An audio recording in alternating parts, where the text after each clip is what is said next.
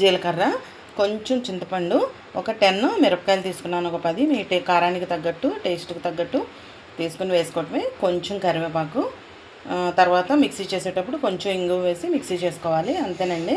ఇవి ఆయిల్లెస్ మామూలు dry roast చేసుకోవాలి అన్నీ కూడాను. చూపిస్తాను. ఫస్ట్ మనం అవిసె గింజలు అంటే ఫ్లాక్ సీడ్స్ అండి, ఇవి ఫ్లాక్ సీడ్స్ అంటారు కదా, ఇవి కొంచెం డ్రై రోస్ట్ చేసుకుందాం. సిమ్లో పెట్టుకుని మాత్రమే ఫ్రై చేసుకోవాలన్నీ, మాడి అంటే టేస్ట్ పోతుంది. సిమ్లో పెట్టుకుని కలుపుతూనే ఉండాలండి.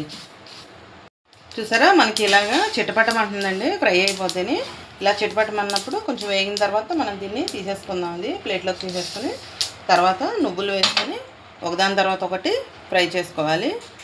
ఇప్పుడు నువ్వులండి, నేను అవిసె గింజల్లోకి హాఫ్ ఇది కూడా కొంచెం చిటపటమనేదాకా కొంచెం డ్రై రోస్ట్ చేసేసుకొని, ఇవి చిందిపోతూ ఉంటాయి చూసుకుని ఫ్రై చేసేసుకోవాలి. ఒకసారి అందరూ ట్రై చేయాల్సిన పొడి అండి ఇది. మనకి నెయ్యి వేసుకుని రోజు ఒక 2 ముద్దలన్నా సరే తింటే ఇది చాలా హెల్దీ అనమాట, పిల్లలకైనా పెద్దవాళ్ళకైనా. ఇవి ఫ్రై అయిపోయినాయండి, ఇది కూడా తీసేస్తున్నాను. మనం తర్వాత ఈ ధనియాలు ఉన్నాయి కదా, ఈ ధనియాలు కూడా నువ్వుల్లో హాఫ్ తర్వాత ఈ శనగపప్పు ధనియాల్లో హాఫ్, మినపప్పు కూడా సేమ్ శనగపప్పు ఎంత తీసుకున్నాం మినపప్పు అంతే. తర్వాత జీలకర్ర ఈ శనగపప్పులో హాఫ్, ఇవన్నీ కూడా మళ్ళీ డ్రై రోస్ట్ చక్కగా మాడకుండా డ్రై రోస్ట్ చేసేసుకోవటం.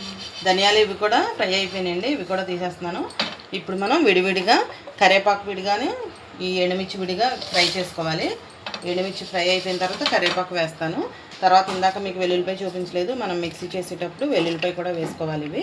ఇవన్నీ చల్లారితే ఇందులో ఇది కూడా ఒక్కసారి ఇలా హీట్ చేసేసుకుంటే మనకి తొందరగా ఫ్రై అయిపోతుంది. వెల్లుల్లిపాయ కూడా ఎండుమిర్చి తీసేసానండి. ఇప్పుడు మనం కరివేపాకు వేసుకున్నాను, ఇది మనకి కొంచెం గలగలమనాలి, తెలిసిపోతుంది మనకి. గలగలమన్నాకే స్టవ్ ఆఫ్ చేసుకోవాలి. ఇది తీసుకున్న తర్వాత ఈ చింతపండు కూడా ఒక్కసారి ఇలా మనం లైట్గా ఫ్రై చేసుకుంటే మనకి పొడిగా మిక్సీ వేసుకునేటప్పుడు తొందరగా నలిగిపోతుంది. అలాగే ఇది దించేసిన తర్వాత వెల్లుల్లిపాయ కూడా ఇందులో వేసేసుకుంటే అది మనకి తొందరగా ఫ్రై అవుతుంది. ఇప్పుడు ఇది చల్లారిపోయినాయండి, దీనికి సరిపడా సాల్ట్ వేసేసుకొని మనం ఇంకా మిక్సీ చేసేసుకోవటమే. సాల్ట్ కొంచెం నేను ఇంగువ వేస్తున్నాను అంతే, ఇది మిక్సీ చేసేసుకోవటమే. కొంచెం నలిగిన తర్వాత మనం అప్పుడు వెల్లుల్లిపాయ వేసుకోవాలండి. మనకి రెడీ అయిపోయిందండి వడైతే. మీకు నచ్చితే కనుక లైక్ ఇవ్వడం మర్చిపోకండి, లైక్ చేసి షేర్ చేసి సబ్స్క్రైబ్ చేసుకోండి. ఇది అన్ని టిఫిన్స్లోకి కూడా బాగుంటుంది, నెయ్యిలో రైస్లోకి కూడా ఒక స్పూన్ నెయ్యి వేసుకుని తింటే అసలు చాలా బాగుంటుంది, స్మెల్ చాలా బాగా వస్తుంది. ట్రై చేసి చూడండి. Thanks for watching.